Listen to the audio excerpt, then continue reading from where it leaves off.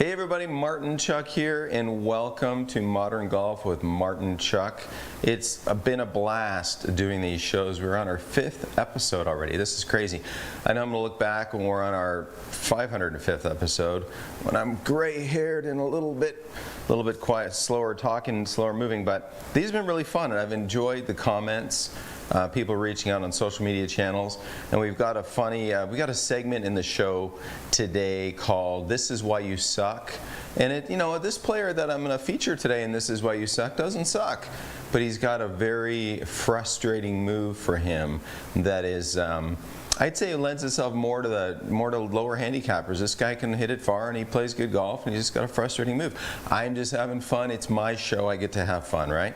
So we've got this portion in the show called "This Is Why You Suck," and I will take somebody that sends me a video, posts on social media. I want to see it in Instagram. I want to see you tag me in Instagram. Hey Martin, I want to be on hashtag "This Is Why You Suck." And I will take one of those and I will play it and do a little breakdown for you on the show. So I may not be nice to you. I may tease you a little bit, but again, it's my show. I get to have fun. No, I'm pretty nice, but as a coach, think about it. Coaches, are we placaters? Do we just tell you just convenient lies, or do we tell you truths, right? And my job is to be nice, but to tell you the truth so you can get better. So this is about building a reliable swing. We've done 4 previous shows. Last week, faults and fixes. I love faults and fixes. I love kind of looking at the issues. And this is why you suck segment is really a faults and a fix. And I think some of you will enjoy that. It's about early extension. So stay with me on that. That's when a body, in a golf swing, we have this rotation phase, this counter rotation phase, this extension phase, and then we can do that. We can be out of balance in those segments, and I want to help you kind of balance it out. I stole that phrasing from my good pal Sean Foley, and he's working on a great book. I can't wait to read it. Sean's a very thoughtful, experienced, awesome coach. As you know, he's coached some of the best players in the world. One point last year, he had Cameron Champ win, and oh man, who won the Masters a few years ago? British dude. Oh, can't believe it. Anyway, I should be a bit more prepared if I'm going to be standing in front of you talking golf. But at 51, stuff escapes me. I apologize. Anyway, we're going to build a reliable swing today, so thank you for tuning in.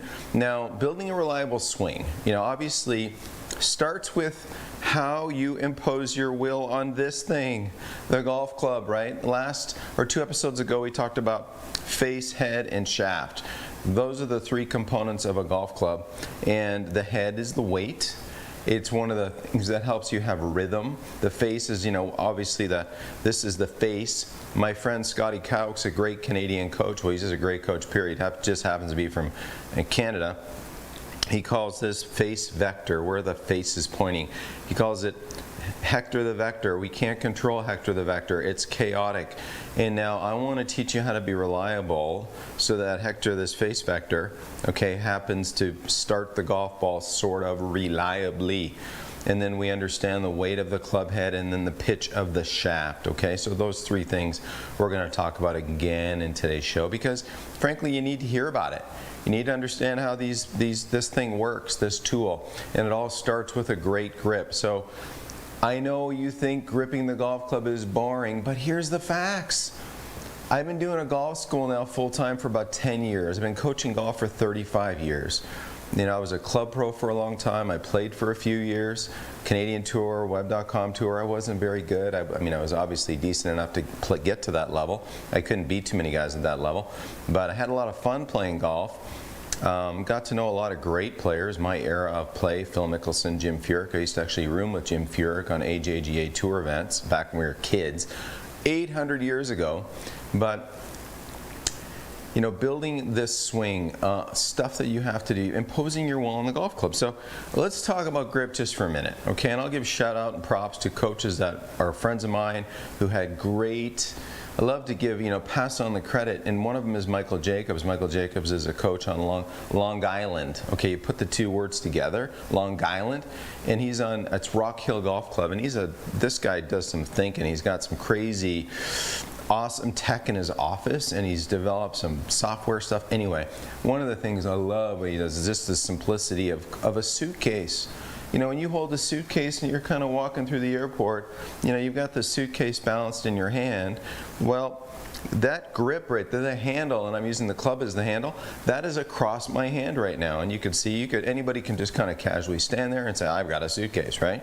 Ho hum. Well, the problem is when you grip a golf club, guess what? The weight's way down there. But I still want you to have this feeling like you're kind of walking through the airport having this suitcase handle across your hand. Now, why is it so hard for you guys to get this? And I was on my rant and my tangent about coaching golf for so long because at my golf school, we've been doing this so long. Guess what? 9 out of 10 of you show up at my school and your grip is on there not in the most functional manner. Okay? Dare I say, in most cases, it sucks. Okay? Being truthful, right? No convenient lies, just inconvenient truths. And the reality is you don't put your hands in the club the most effective way possible for security and lightness and softness, okay? So getting your hand on there, the problem is when we have a golf club comes to us on this odd angle, it's hard to get our lead hand on properly, and you can play 20 years doing this. And coaches out there, my brothers and sisters on the lesson tees, please don't let your students get away with this. Be tough on them. I'm tough on them. I love teasing them. I love making sure they do it right. So to do it right, get this golf club parallel to the ground like it's a handle on a suitcase you're about to pick up. Get your lead hand on there to where this grip is across your hand, and that's going to give you a little bit of control and mobility. And the key things, and you've heard this before, mind you, most of you don't do it, and I'm sorry I'm teasing you, but if you think that you have a great grip, you're probably the one that doesn't have a great grip, because if you have a great grip, you're really thoughtful about it, and you put a lot of time in, and you've really looked at how your hands go on there, and you've taken care to go, man, that looks really nice. Yeah, that looks like Arnold Palmer's hands or Ben Hogan's hands or other great grippers of a golf club, because if you put your attention on it, you can have this. You certainly can. Take a look at your left hand, or your lead hand in my case, okay? So I'm a righty. You know, there's my gloved hand. You've got a thumb pad. I like call those thumbs like chicken legs. Take a look. If they weren't attached, they'd be like chicken legs. You don't want your chicken leg anywhere near the grip. You want your chicken leg, that thumb, off of the grip. This down here, this little bone, if you tap the base, you run your finger down the pinky of your hand and go to that bone. That's called the hook of the hammock right there. Some people break that thing. That's a miserable, they got to just remove that one because it can't really heal. Hook of the hammock. Okay, that bone right there, that's where the meaty part, that's where your heel pad is. We've got to get that club kind of levered under that heel pad a little bit for the most security and mobility. Now you're like, man, Martin, you talk about the hands a lot. You know why? Because it's important, and most of you don't do it right. So let's get it right, people. Come on. So now when I look down, you got, see I've got the club pointing directly at the face on camera here. When you look at this, you'll notice there's a little angle between that shaft and my left arm. That angle, I call that a little pre-stress. Okay, some people go, Martin, why is the back of your left wrist a little bent? I say because I want that position so that when I move and I have the weight of the club rhythmically moving, the weight of the club can let this bend back flatten out so that when I get to impact, I've got a stronger dynamic loft, a really nice looking dynamic loft. Stephen, let's hit a shot on foresight here and let's explain that.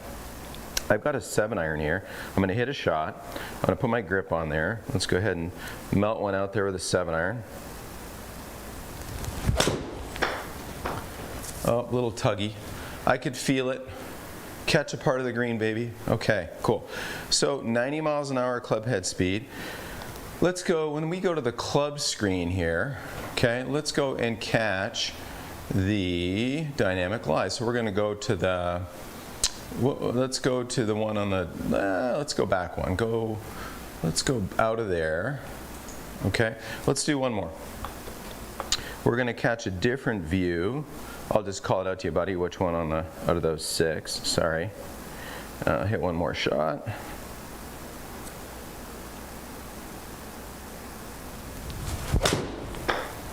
Okay, that's more like it. Drawn a little bit away from the pin. Okay, nice swing. And we're going to go to, when this populates here, I'm going to point at it just to make it easy for you, buddy. Okay, let's go to this one here. Good, there we go. So Steven's got on the screen right there, the loft, right? See that loft? 23.8 degrees of loft hit that golf ball. And that golf ball launched at 19.5. So loft is 23.8, launch is 19.5, spin is 6,400. 23, 19, 64. Okay, Steven, take us to cams. Okay, so guess what, everybody? This club doesn't have 23 degrees of loft on it. It has 35 degrees of loft on it. So what happened in there is this golf club was presented to the golf ball with a bit of forward lean. Makes sense, right? So it launched, and it launched at 19. And you're thinking to yourself, man, okay, let me think about that. Let me scratch my unshaven, stubbly face there for a second. And my point on that is, all right, wait a second. 35 degrees of loft built on the golf club, presented at 23, but it launched at 19. Head scratcher, right? Well, what's going on there, you guys, is, and this is why it's so critical to have a nice set of mitts on the grip. So when we make this motion and this club is in transition, the club doesn't want to go. Once you start it in motion, it wants to stay in motion. So when you transition and go the other way into counter rotation, the club's like, yeah, I think I'll stay back here a little bit. Now, guess what? You can overpower, you can muscle up, you can make that club kind of you can impose your will the wrong way on it. But what you saw there is 35 degrees of loft at address, 23 degrees of loft at impact, launching the ball at 19, okay? The ball speed was 120, not bad for an old guy, carried 170. Let me flex a little bit, not bad. Okay, so it was a good shot. It was applied force. That's what I want you guys to have, is nice applied force. To do that, we need these hands on properly. And if we get this left hand on nicely, guess what? The right hand fits in well, just beautifully. So let's get this left hand on, just like I'm talking about. Okay, a little bend back. And notice, if I had a watch on, the watch wouldn't be facing the camera face on. My watch would be pointing somewhat toward the target. There's my subtle bend back. And then when I change direction, there's my little bit of lag, okay? My little bit of lag. Now, final thought on this so I don't lose you at grip, because I know it's so boring. Oh, I need more coffee or I need to take a nap. But get it right, people. Okay, the trail hand. For those of you taught to play golf by Uncle Al or Aunt Paulina, okay? Well, Paulina back when I grew up was a really good looking aunt, so if that's your aunt, good stuff. But my point is, you're taught to interlock your hands. I'm okay if somebody that knows what they're doing taught you how to interlock, but most people think that interlocking is stuffing your hands together, webbing to webbing. No, it's not, because if you do that, if you go, oh, you know, golf, I got to get these hands together, you can't get your trail hand on there properly. This trail hand is it's not in the right place. We need to feel like we're more of a, you know, it's a good thought. If you go chop tomatoes or chop carrots or something, think about how you take that knife and you get that nicely in your hand and you go chop, chop, chop, chop, chop. How your finger and thumb comes together, and how if you got to go slice and dice something, you will know exactly what I'm talking about. That sensation of slicing and dicing, that's that feeling of how we get our trail hand on the club to marry into that left hand. Okay, I'm enough of that. We're gonna get past the grip stuff. So let's talk about building your swing. Right? And if you go to my other YouTube videos, you type Martin Chuck grip, Martin Chuck, you know, whatever, something like that in the search bar, you'll get 4 or 5 videos where I rant on about grip. And do yourself a favor, on a rainy day when the thunderstorms are creeping in, go watch that, because it's going to help you. So we're going to go on to building a better swing. Repetitive mechanisms for building a swing, okay? As you know, I'm a gizmo guy. I've got stuff. Smart balls, one over here, Playmates. You know why? Because I like to expedite the feeling of building a better swing. But today I just kind of want to walk you through it. And stay with me on this. So we know how important grip is. Okay, Martin, you ranted on about that. And if you're still with me on the show, thank you. It's going to be meaningful for you.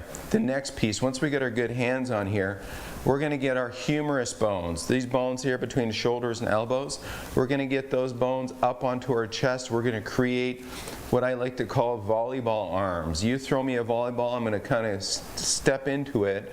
I'm going to put my arms in front of me. I'm not going to stand here with my elbows on my sides. Put my arms in front of me, step in and bump that ball back to you. But imagine if I put a golf grip on there. So my arms are in front of me, in there. My humerus bones are up on my pecs a little bit. Okay?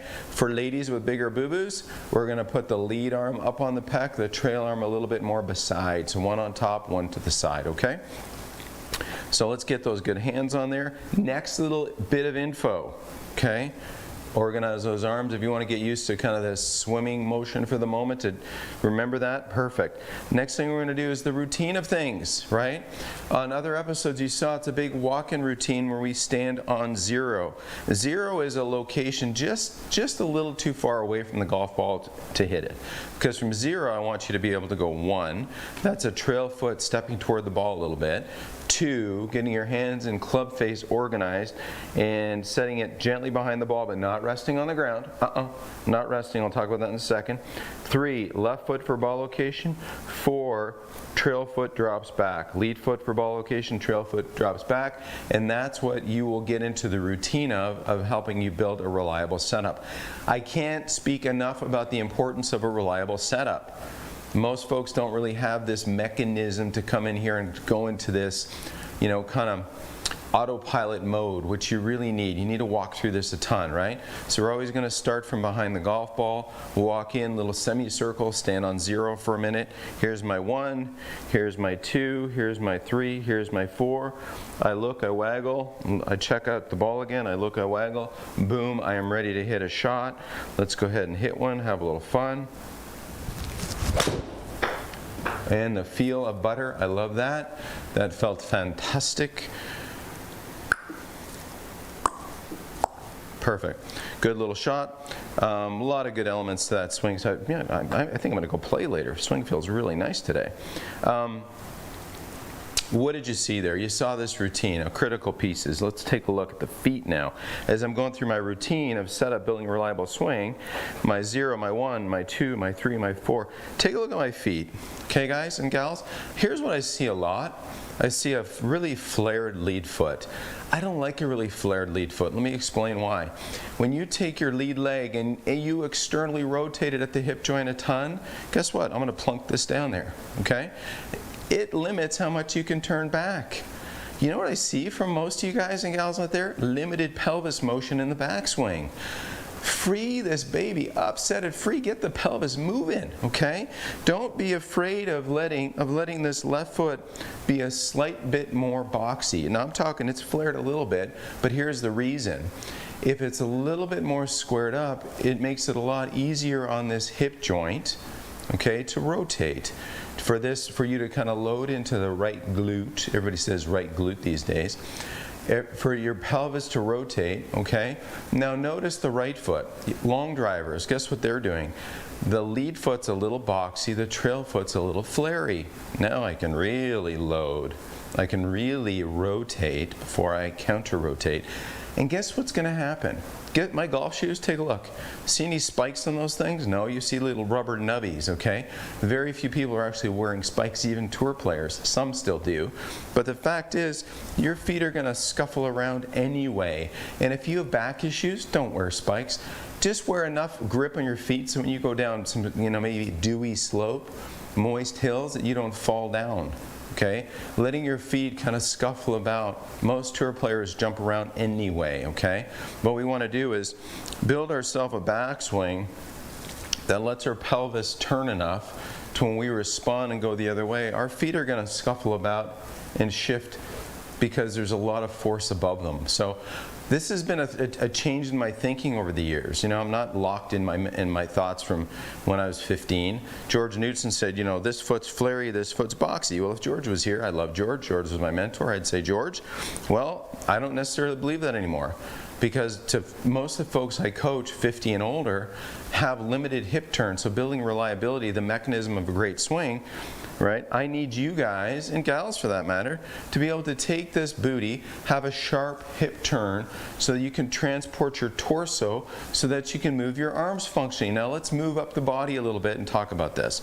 So as you get organized over the golf ball, and you are not too flary, just a wee bit as you see in this video right here. As you're developing this swing, this motion comes from the ground up. So here I'm getting ready. This is athletic, and you can see my knees flex and my heels raise subtly. Well, that event kind of helps inspire motion, here's my little steppy move to help get my torso to turn. Now, we're going to get into this is why you suck, a little snippet in our conversation a little bit later.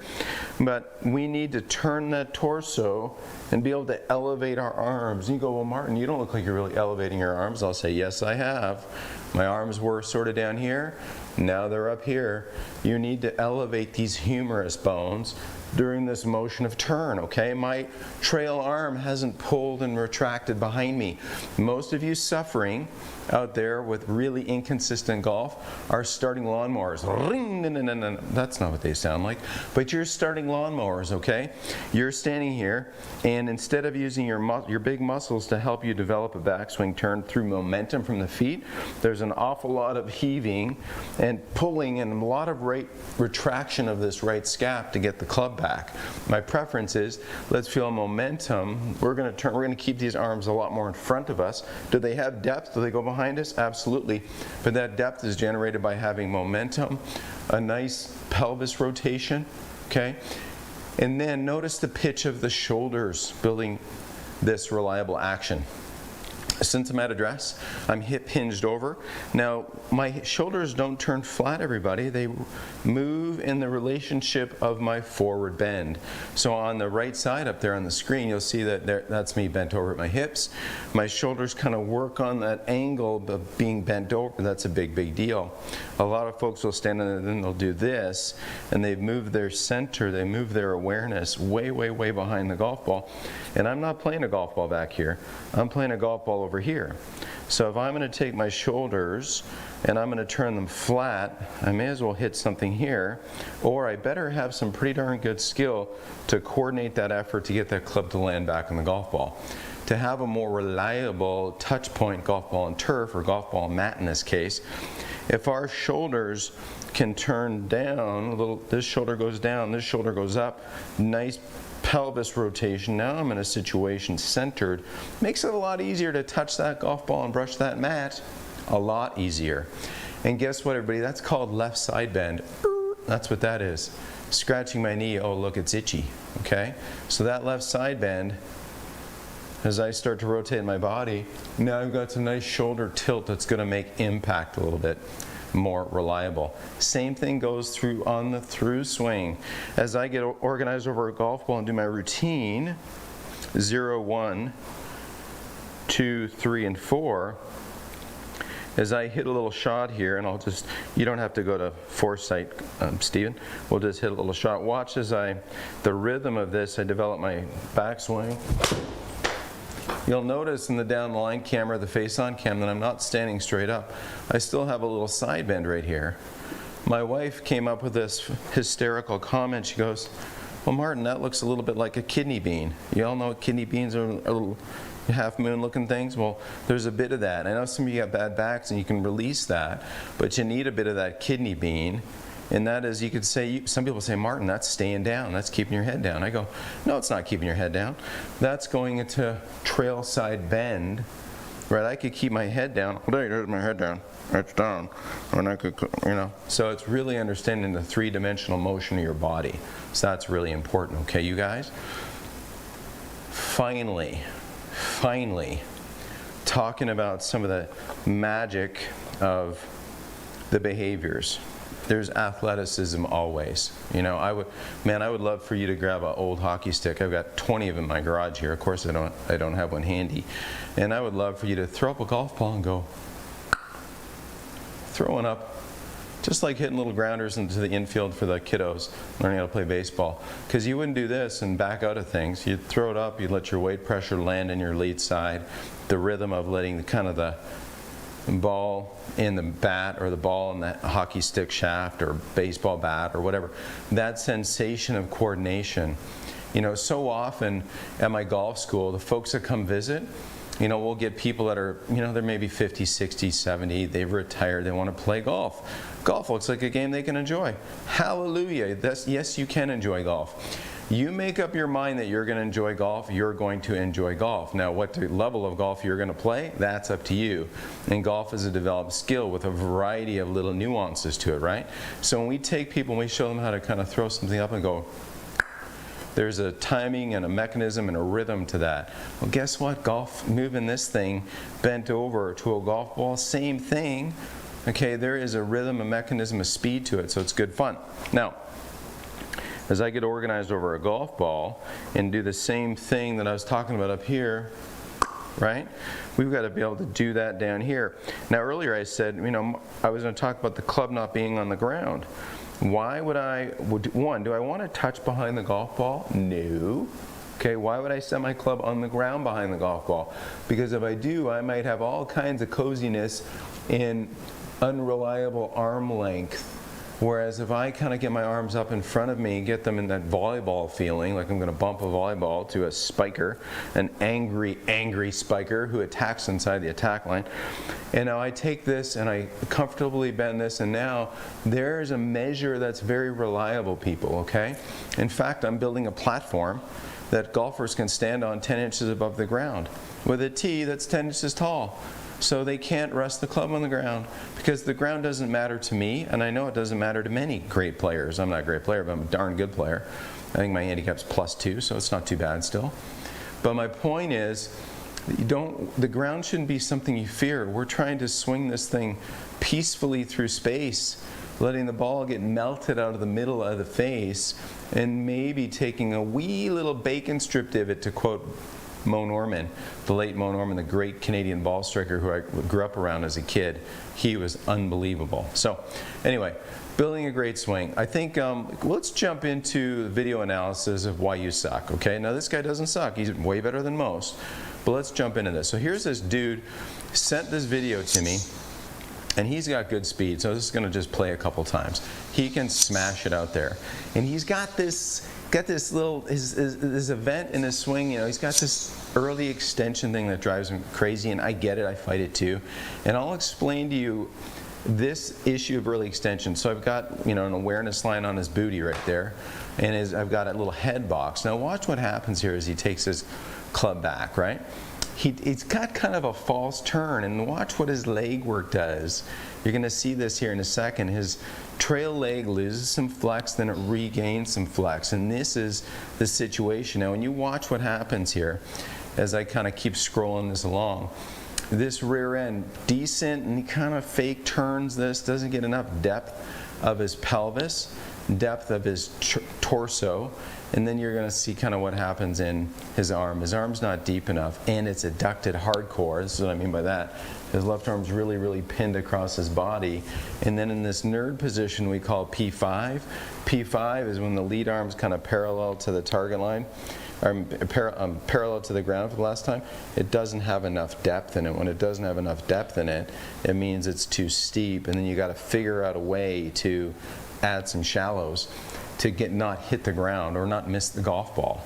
Okay, so this guy is going to figure out how to do that to not miss the golf ball by pushing his buns forward and getting his head to move back so that he can get his club on the ball. And he does a pretty darn good job of smashing it out there. But let me explain. Let's go ahead to cameras, and I want to thank that fella for the submission. Sending that video in. So there's a very, very common behavior, right? And usually it's something that we see with the driver more than any other club. Okay, the driver's the longest club in the bag, no question about it. And the chief, as I call it, let's go ahead and smash the chief. Let's see how we do. Is my stuff out of the way? Yep, I think so.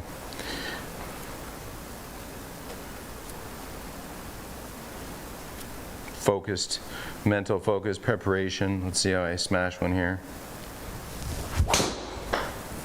Felt good. Oh no, I hit it to the right. Darn it. 4. Okay, so not my first driver of the day. No excuses. It just hit a bit. So can I have another ball as I wave to my caddy? But that may be. Oh no, that was way out to right field. Look at that. See, there's an example. I'm a pretty good golfer, and I just hit this terrible tee ball, right? But hopefully there's another fairway over there, and I can knock it on the green and maybe make a birdie or two putt, make a par. Nobody would know because I don't have to draw a picture on the scorecard. But talking about that gentleman right there, let's go 2 screens, Stephen.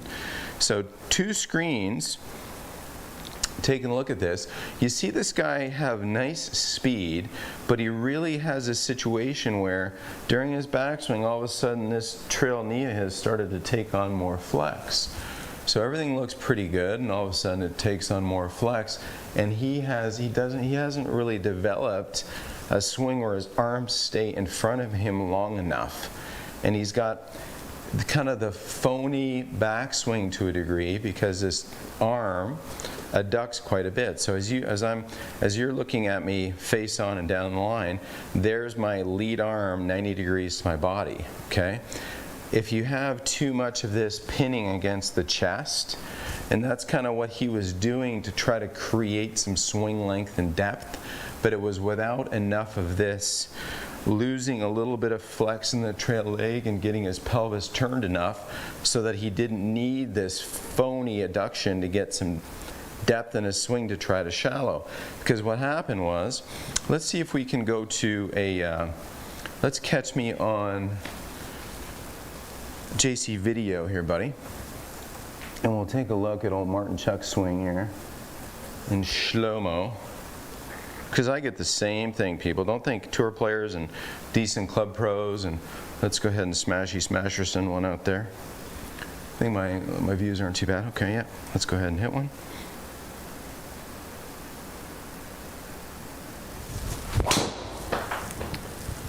Okay, so let's go slow-mo on that. That didn't feel like a great hit, but let's let that populate. And now, see, that's a little early extended, so gosh, I got to work on this myself. You know, so I'm trying to turn deeply with the pelvis, keep my arms in front of me. You can go and grab that slider bar if you don't mind. That's just underneath those videos. Yeah, grab that if you can. Just grab the slider bar, there you go. Not responding? Okay, pull those videos up. Perfect. Oh, that's an iron. You got an iron on the down the line. So, there we go. And is there a downline driver? Yeah, so go to the down, just go down to the left, down, down, down. There you go, drag that bad boy up. Good. So this is good because this was a miss hit. This was a shot we don't want, right? Let's go ahead and hit a shot, make a swing through here. Go ahead and drag this through, okay? Trying to turn, keeping my arms in front of me a little bit. Good, okay? So reasonable, not too bad, but I can do a better job. And this fella in the video who sent me needs to do the same. Needs to have this sensation that there's a fellow right there that's got some kidney bean, got some side bend, and that's what he needs to learn how to do. Okay, let's go back to live video and let's talk about this a little further. Okay, awesome.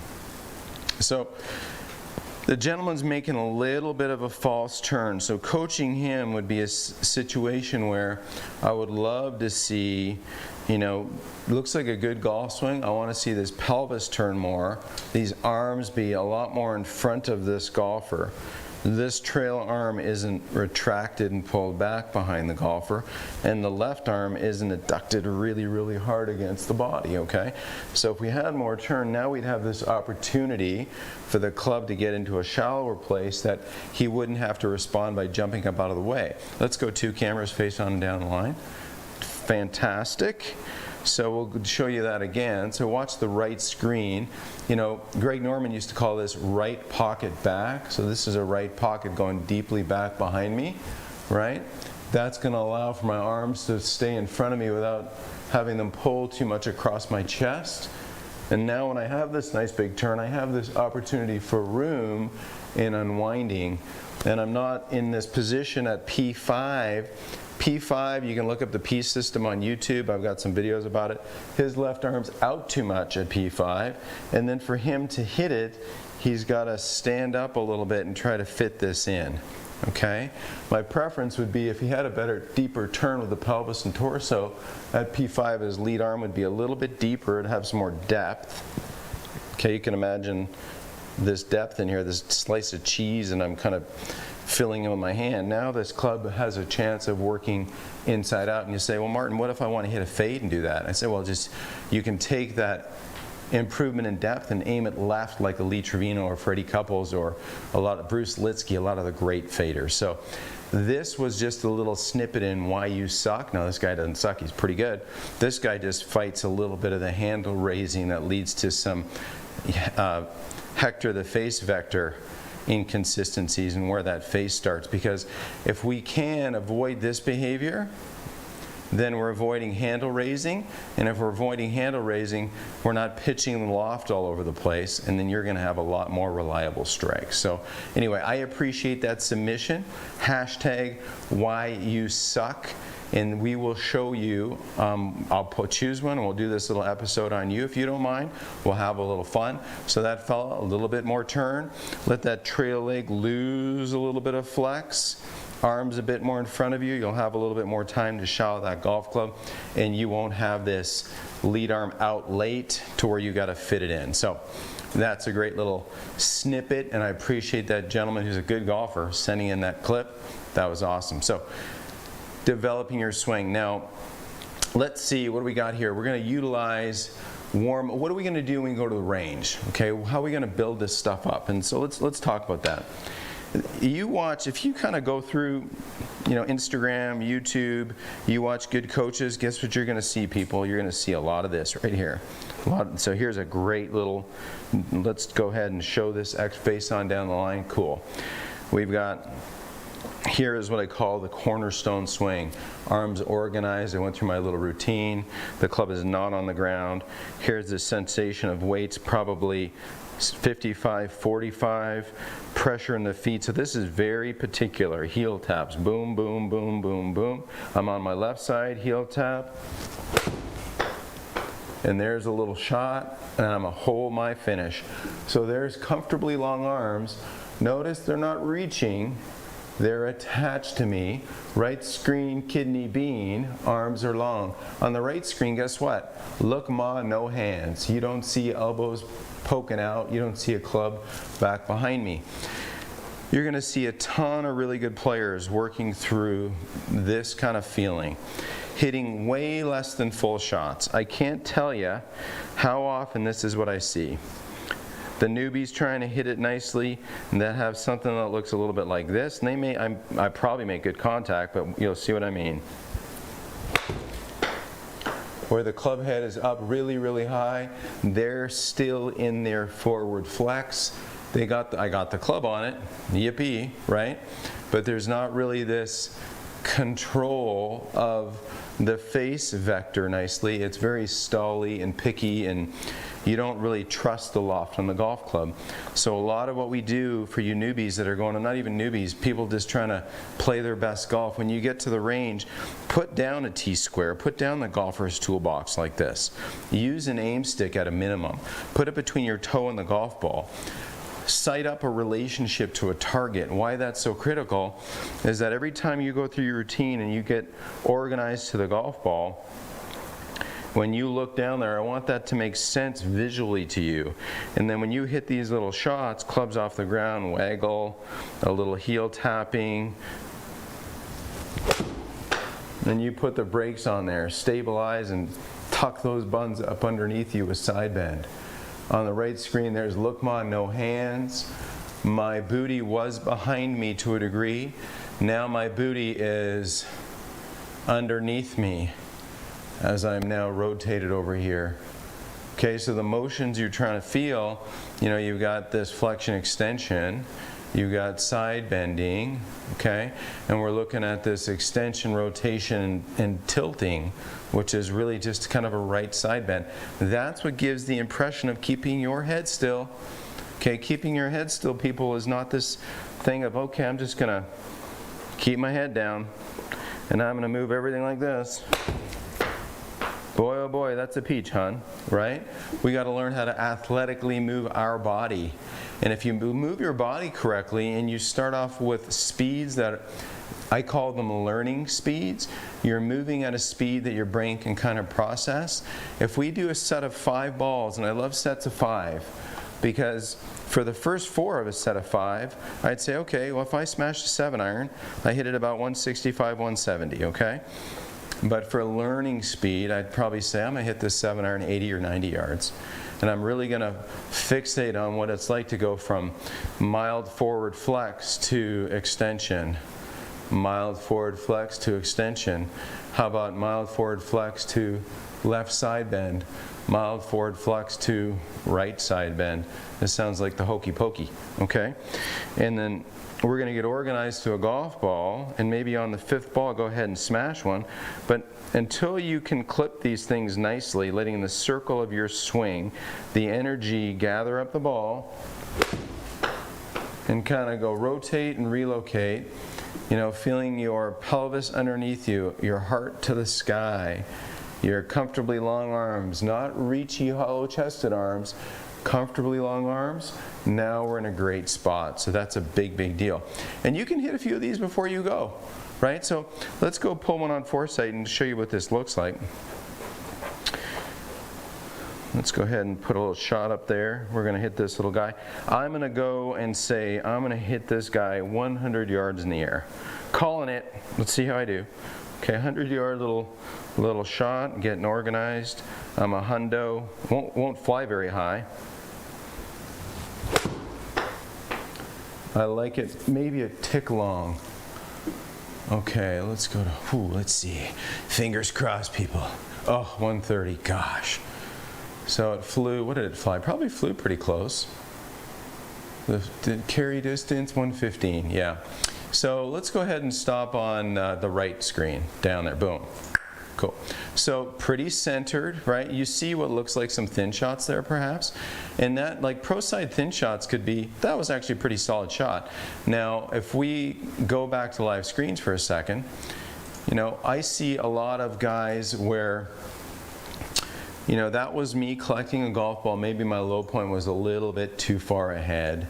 Just, you know, touching the golf ball, bottom of the divot too far ahead. That can give the impression that I touched it a little bit low on the face. The better players, I call that pro side thin rather than kind of flushed up the middle, right? So you'll know that. But I'd rather be a little pro side thin than amateur side thick in the ground behind the golf ball, okay? So when you're kind of going through some of the warm-ups, right? Sets of 5, let's go through that sensation of building those little cornerstone feelings. And once you can, you know, have that sense that, man, I can hit that little cornerstone shot. Most of you are going to have a hard time. You know, you're going to have a hard time? You're going to have a hard time kind of putting the brakes on over here because everybody's trying to kind of stalling and then using too much of the trail hand to accelerate the golf club rather than this sense of how we develop this speed. And again, let's take a little look. We got a lot into setup right here, but as I kind of develop this speed, you know, I feel pressure in my feet. That pressure helps me turn into my rotation, counter rotation, stabilization, and holding my finish right there. And there's a juicy little cornerstone or just a fraction offline, okay? Now, developing that speed, let's go both screens, face on down the line for just a sec, and talk through this. I don't want the right arm to feel like it bends. And I know that sounds crazy because you're going to watch my swing and you're going to go, hey, Martin, you bend your right arm. I'm going to say, yeah, I sure do. But I'm not purposely trying to bend it. I'm not purposely trying to hinge my hands either. Right? So this rhythm, and if my grip's on there nicely, I've got nice leathery hands and a couple of boat ropes hanging down here that my body moves for me, and my trail arm's going to take on some bend, but it doesn't want to overbend and get sloppy because what you wind up, you have to unwind. And if you're going to wind up a bunch of slop, guess what? Good luck unwinding that with the speed you desire to hit long shots. Can't do it. So we've got to have a little bit of kind of organized structure. I like arms. Think of arms as those balloons that some, you know, carnival clown might go and bend into a hat. Okay, squeaky noises, twisting it up, and boom, you got the horn of plenty wearing it on your head. Well, those long balloons, that's a nice tensile strength right there that has some pliability, right, but isn't overbendy and sloppy, and then that's how we're going to kind of move through shots. And then every 5th ball, go ahead and give it a smash. Let's work into our close today. Let's go ahead and kind of do a little summary of kind of building a reliable swing, okay, you guys? Sharing a story with you, my coach used to say, begin with the end in mind. And I think Stephen Covey said that too, right? So 2 smart dudes. Begin with the end in mind. What do you mean by that? Well, beginning with the end in mind means that we're going to transport the weight of this club from a starting form to a finishing form. In fact, my coach didn't even let us make a backswing until we could understand our finishing form, because he wanted us to know that every swing was a situation where, this is George Knudsen, where we're going to transport the weight of this club, and it's going to energize and start to slow down, and then we would have our finishing form, the sense of hands in our heart, weight onto our lead foot, knees kind of together up on our trail toe, okay? So if every single time you make a golf swing, your goal is to do that, you're going to be way ahead of the curve, believe me. Now, I know you're going to see some long drivers and tour players jump around and not really be in balance. I get it, that's great, okay? But if you're developing your swing and you want to be reliable, think about it. If you always know where you're going, you have a good chance of getting there. And then the rhythm you transport this golf club to a golf ball is probably going to be more reliable too. So if you begin with the end in mind, while you're over a golf ball and you take on some of the nuggets that you're learning on the Modern Golf Show with Martin Chuck, as you start to say, okay, I know where I'm going. I'm going to energize this event in rotation, counter rotation, and that's where I'm going, right there, okay? That was a sassy little 7-iron. Oh, missed the pin again, okay? But, and this same guy who hit that driver 45 yards to the right out of bounds. But think about that, people. Know where you're going. Begin with the end in mind. We're energizing a backswing with a rotation. We have a counter rotation that's going to create speed, hopefully collect the golf ball beautifully down there. Collecting that golf ball, everything past impact is slowing down in style and enjoying the shot. So I'm going to close right now. Thank you so much for watching. It's a pleasure to do these shows. I look forward to seeing you next week on Modern Golf with Martin Chuck. Oh, quick one. Thank you to the sponsors, Nike Golf, True Spec Golf. I appreciate you guys a ton.